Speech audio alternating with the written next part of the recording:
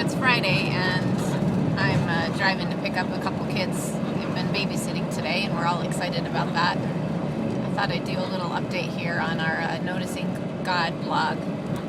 It's a Friday, but it sure seems like it's a Monday.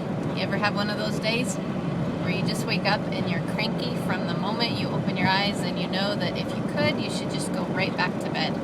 Yeah, that's how my day's been.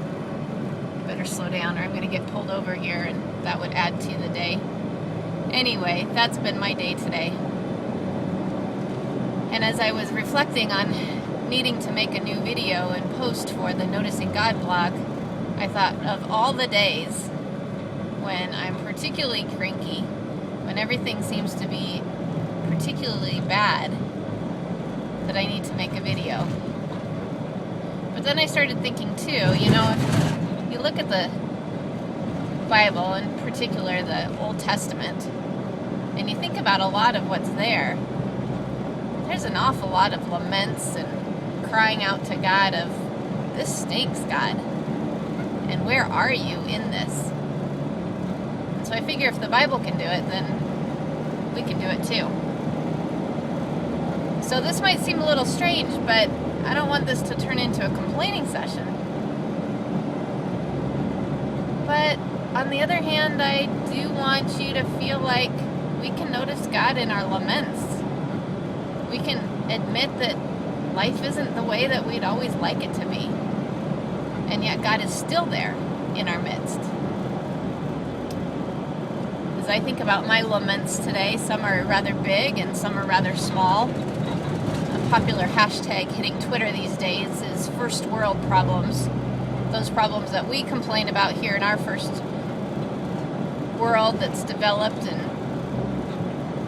blessed and has more than it ever will need. And these things that we complain about seem laughable to many people around the world, just scraping to get by and hoping for one decent meal throughout the day. And so many of my laments do seem like those first world problems. A brand new mattress that we just bought, it's too soft and uncomfortable.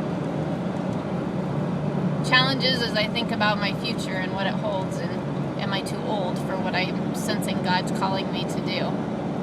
Little things like that. But this week I'd encourage you to think about what your laments are, and think about where you sense God in the midst of those. And sometimes when we're lamenting, that's the furthest away that we ever sense God to be. But the truth of the matter is that He is there whether we sense Him or not.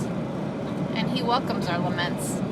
You see, we don't have to put on this happy face and always focus on everything that's positive and good in our lives in order to recognize God. God's there in the laments. He's there in those first world problems, and He's certainly there in the third world problems as well. So, what are your laments? Where do you sense God today? Or where do you not sense Him? Where do you wish He would be showing up a little bit more than He is? Won't you share something? Until next time, be on the lookout because we're noticing God.